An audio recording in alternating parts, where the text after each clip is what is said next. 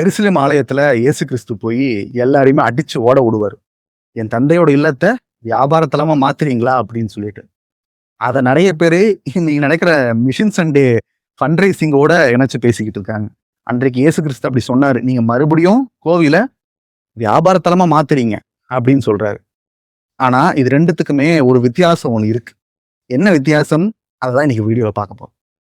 முதல்ல இயேசு கிறிஸ்து ஏன் அங்க அப்படி செஞ்சார் அப்படின்னா, யூதர்கள் அங்க எருசலேம் ஆலயத்தை ரொம்பவே புனிதமா பார்த்தாங்க. அங்க இறைவன் அங்க இருக்காரு, அங்க பிரசன்னமா இருக்காரு அப்படின்னு பார்த்தாங்க. அப்போ இறைவனுடைய அன்பும் அருளும் அனைவருக்கும் பொதுவானது. ஆனா அப்படி இல்லாம, "நீ எனக்கு 10 ரூபா தந்தனா நான் உனக்கு இந்த பொருளை தரேன்" அப்படின்னு அந்த கிவ் அண்ட் டேக் பாலிசில அங்க போயிட்டு இருந்தது. வியாபாரமா மாறிக்கிட்டு இருந்தது. ஆனா இறைவன் அதற்காக அங்க இல்ல.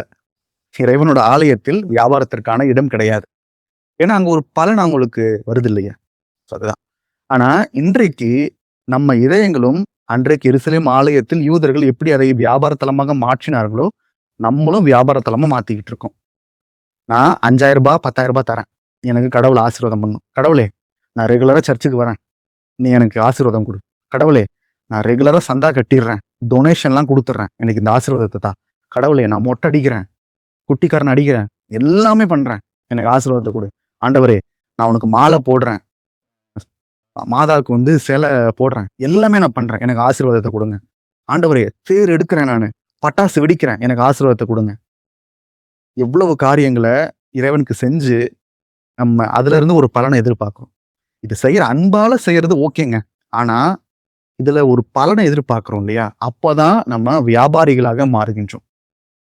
ஏன்னா அதை பார்த்துதான் இறைவன் நம்ம மேல கருணை காட்டணும் அப்படின்னு கிடையாது. அவருடைய இரக்கம் இருக்கு இல்லையா? அது அபரிவிதமா இருக்கு. அதான் நம்ம இறை இரக்கத்துல பார்த்திருப்போம். இறைவனுடைய இறை இரக்கம் அபரிவிதமா இருக்கு. அந்த ஒரு இரக்கம் அனைவருக்குமானது. நம்ம கேட்டாலே போதும். இயேசுவே, நான் உன்னை நம்புகிறேன். என் மீதும் அகில உலகின் மீதும் இரக்கமாயிரும் அப்படின்னு நீங்க சொல்லி பாருங்க. உங்கள் மீது இறங்குவார். உங்கள் பாவங்களை அவர் மன்னித்து உங்களை ஆசீர்வதிப்பார். அது மட்டும் போதுங்க. அது விட்டுட்டு நம்ம ஒரு கிவ் அண்ட் டேக் பாலிசியை நம்ம ஜெபிக்க ஆரம்பிச்சோம்னா, நம்ம இதயங்கள் இறைவன் வாழும் ஆலயமா இருக்கு. அந்த ஆலயத்தை மறுபடியும் நம்ம வியாபார தலமா தான் மாத்துறோம். அதுல ரொம்ப கவனமா இருங்க. மிஷன் சண்டேக்கு நம்ம எதுக்காக நம்ம கோயில்ல அந்த ஃபுட்டெல்லாம் விற்கிறாங்க, திங்ஸ்லாம் விற்கிறாங்கன்னா, ஒரு ஃபண்ட் ரைசிங்காக தான். அந்த இன்வெஸ்ட்மெண்ட் பண்ணதுமே அந்த குடும்பமா தான் இருப்பாங்க. இல்ல ஏதாவது அமைப்பா இருப்பாங்க. அவங்க இன்வெஸ்ட் பண்ணி அந்த பணத்துல இருந்து மக்களுக்கு ஒரு பலனை தந்து, அதுல இருந்து வரக்கூடிய காசை நம்ம மறைபரப்பு பணிக்காக நம்ம செய்றோம். அதுல எந்த தப்பும் கிடையாது. ஸோ அதையும் இதுவும் குழப்பிக்காதீங்க. நன்றி.